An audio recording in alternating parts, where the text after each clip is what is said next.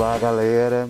Hoje eu trouxe 3 livros que estão indicados para o vestibular da UFO para a gente discutir rapidamente a questão da mulher e a representação da mulher e da sua condição nessas obras literárias. Uma eu trouxe, né, vamos dizer assim, a mais antiga, entre aspas, que já estava no último vestibular, que é A Cor Púrpura, da Alice Walker. E na sequência dos slides, vocês vão ver, eu vou comentar duas cenas, assim, uma cena e um conto dos 2 novos livros que foram acrescentados aí a partir de junho, né?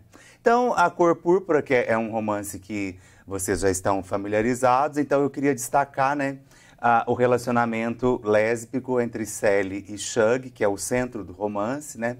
Então, a Sally, que era uma moça ali negra, semi-analfabeta, né, do sul dos Estados Unidos, abusada desde a adolescência pelo padrasto, né, de quem ela tem 2 filhos com os quais ele consome, né, ele manda para adoção.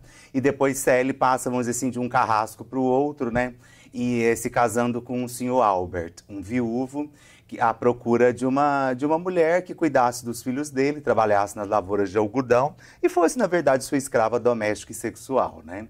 Então, a vida de Sally vai desses abusos constantes que ela sofre nas mãos do padrasto para depois a vida, que também é uma espécie de escravidão doméstica, do marido, o Sr. Albert. E aí ela vai conhecer Shug, que é uma moça ali da mesma região, né, da mesma cidadezinha ali, em torno daquelas fazendas.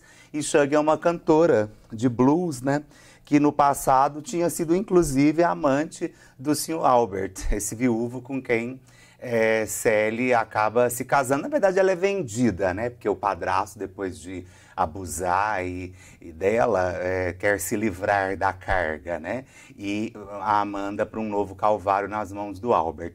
E ela conhece Shug porque Shug vem doente e acaba sendo acolhida na fazenda do ex-amante, Sr. Albert, que agora é o marido de Sally, e as duas se conhecem, né?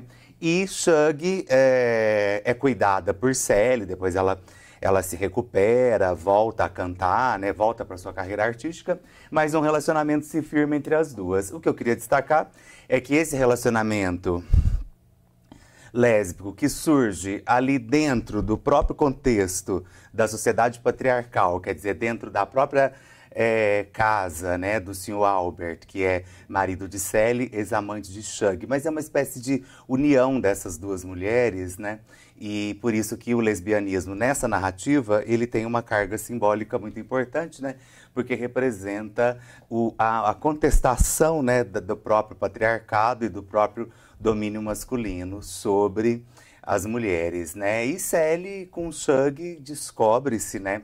Descobre o seu corpo, descobre o prazer sexual, descobre uma nova orientação sexual, inclusive, né? Porque ela, de vez, assume a orientação sexual do lesbianismo e elas ficam juntas até o fim do romance. Claro que eu não vou contar a história toda, mas tem idas e vindas aí. Mas a Shug é importante, né, na vida de Sally porque traz a ela a autodescoberta, uma nova orientação sexual, né, e a sua independência, né? Vamos dizer, não só psíquica, como também econômica, porque a Sally acaba abrindo um negócio de calças no final do romance, que remete a esse novo lugar social que ela ocupa nessa sociedade norte-americana, né? O livro se passa do início do século XX em diante, até mais ou menos a Segunda Guerra, e essa sociedade do sul dos Estados Unidos, né? Excludente, racista, discriminatória, patriarcal, né? E como Sally ocupa um novo lugar, inclusive confeccionando calças que ela passa a vestir no lugar dos vestidos, né? Numa espécie de emancipação, né? É quase como se ela ocupasse um lugar masculino nessa reviravolta que o livro dá e nessa ruptura e crítica da cultura patriarcal. Esse é um aspecto que eu queria mencionar, né? Aí eu pensei em trazer o Noviço, que é esse livro novo que entrou, que é uma peça teatral, como vocês sabem, ainda no começo do século, os primórdios do século XIX no Brasil, podemos dizer assim, né? Primórdios entre aspas, né? Já batendo ali na segunda metade do século, mas a obra do Martins Pena coincide aí com o período regencial, né? E o início do Segundo Reinado. O Novice ele escreveu em 1845, mas foi publicado só em 1853. Mas é porque ele já escrevia ali para o palco e para a encenação, né? E a peça foi encenada já em 1845. E eu achei interessante comparar isso porque a história, e pensando que é uma comédia de costumes, que na verdade é um tipo de comédia que focaliza um determinado grupo social numa determinada época, expondo seus vícios e criticando, né, de forma satírica os vícios e os maus costumes, entre aspas, vamos dizer assim, de uma determinada sociedade, nós temos a figura do Ambrósio, que na verdade no personagem da comédia, ele é o vilão, né? Ele é o marido que engana as mulheres, né? E na verdade ele é bígamo, porque ele se casa uma primeira vez no Ceará com uma tal Rosa. Quando a peça começa, obviamente, ele já está casado com uma segunda mulher, que é Florência, que é a que faz o papel também dentro daqueles personagens fixos ou até meio arquetípicos de comédia. Ela faz a mulher ingênua, enganada pelo marido espertalhão. Só que ele era bígamo, né? E ninguém sabe disso no Rio de Janeiro, para onde ele vem, naquela época chamada A Corte, né? E já começa a peça ele casado com a ingênua Florência. Mas a Rosa volta do Ceará, descobrindo o paradeiro dele, para se vingar, né? Ela pega a certidão de casamento, tira até uma cópia, ela tem uma cópia dessa certidão, e ela chega, e é ela quem vai desmascarar o Ambrósio, né? Claro que é cheio de idas e vindas também, né? Aqueles quiprocós e mal entendidos de comédia, gente que se disfarça, gente que se esconde. Eu sei que no final da peça, claro que eu estou falando de uma única cena, né? A Rosa volta, desmascara o Ambrósio e ele acaba fugindo, mas depois ele volta ainda para atormentar a Florência, chantageá-la, mas nessa série de quiprocós e mal entendidos aí, que não dá tempo da gente falar agora, ele acaba escondido dentro de um armário no final das confusões ali para escapar, né? Porque ele ameaçou a Florência, fugiu, depois ele volta disfarçado de frade para tentar chantageá-la, e depois de muitos quiprocós ele acaba dentro de um armário. E uma das cenas finais da peça é exatamente o momento que Rosa e Florência se unem para se vingar desse homem escondido dentro do armário, né? E aí você vê, de novo, o tema, né, que eu trouxe para a gente ver hoje, que é esse tema da sociedade patriarcal da época, em que o homem acha que pode tudo, né? Porque ele era casado com duas mulheres e foi levando essa coisa durante um certo tempo, só que ele foi desmascarado, né? E talvez o que o Martins Pena queira mostrar com a sua atualidade, ele que é de 1845, é que os homens não podem tudo como eles pensam, né? Até porque havia um código criminal na época em que a bigamia era crime, e é isso que a peça está dizendo. Quer dizer, claro que elas chamam os meirinhos, os oficiais de justiça da época, para levá-lo preso, mas antes elas dão uma coça nele no final da peça. A Florência armada com uma vassoura, a Rosa com um pedaço de pau que ela tira lá da cama, e as duas caem em cima dele, né, como eu mostro aqui, se opondo a esse patriarcado, ou pelo menos desafiando, né, criticando esse patriarcado tão naturalizado na sociedade brasileira do século XIX e ainda hoje, ou na sociedade americana lá da Alice Walker no começo do século XX. E a cena engraçadíssima, né? Das melhores que já se escreveu nessas comédias brasileiras, as duas, né, armadas de paus e vassouras para dar uma coça no ambicioso e interesseiro Ambrósio. Chegou a nossa vez, verás como se ficam duas mulheres traídas, enganadas por um tratante digno da forca. Anda, bota a cabeça para fora. Pensavas que havíamos de chorar sempre?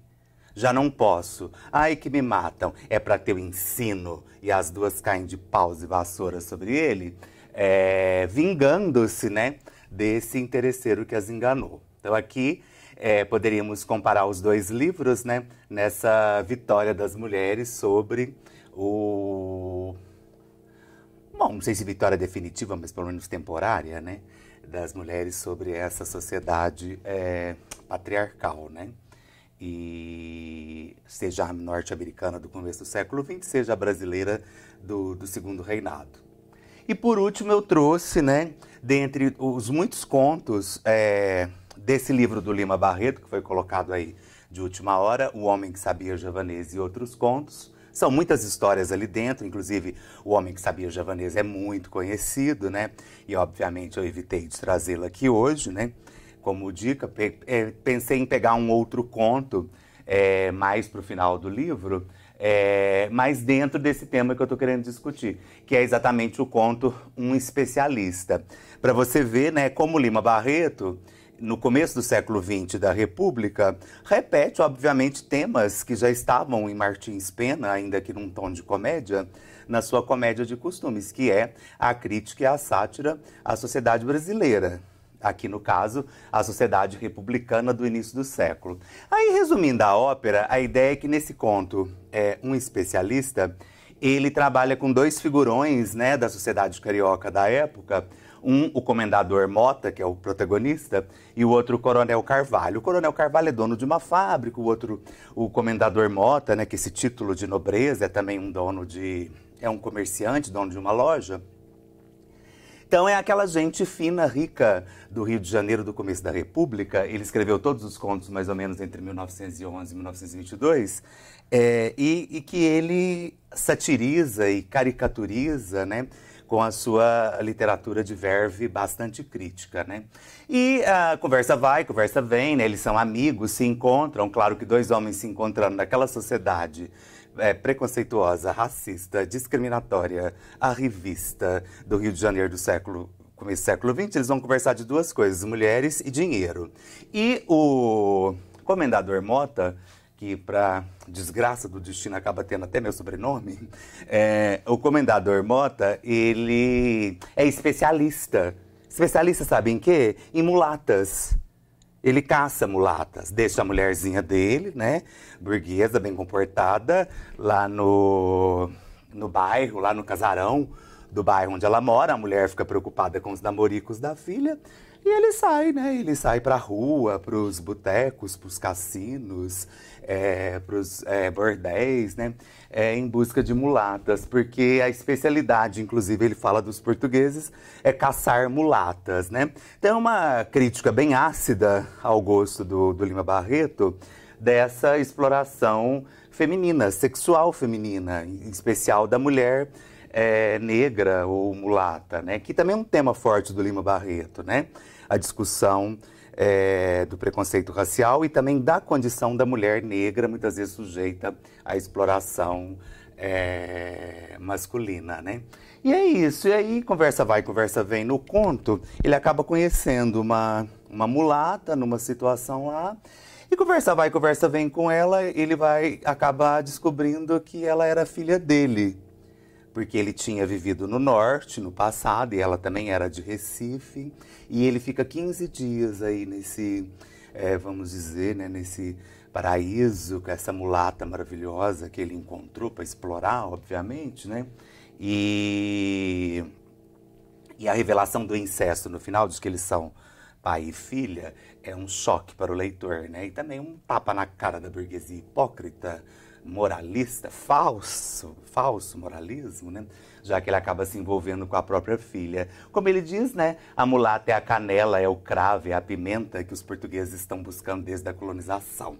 Então ele junta aí exploração colonial e exploração feminina. Claro que aqui, né, ao contrário do que acontece no Noviço e na Cor Púrpura, aqui é o patriarcado que vence, né? São os homens calhordas e falsos que exploram as mulheres e as torna objetos da sua satisfação, como um colonizador mesmo, né? Que explorava especiarias, agora explora mulatas no Rio de Janeiro civilizado do início do século XX, né? E assim Lima Barreto dá seu recado à burguesia hipócrita de plantão, né? Então é isso. Até uma próxima. Fica essa dica aí desses três livros e o assunto de que eles tratam para o vestibular da UF.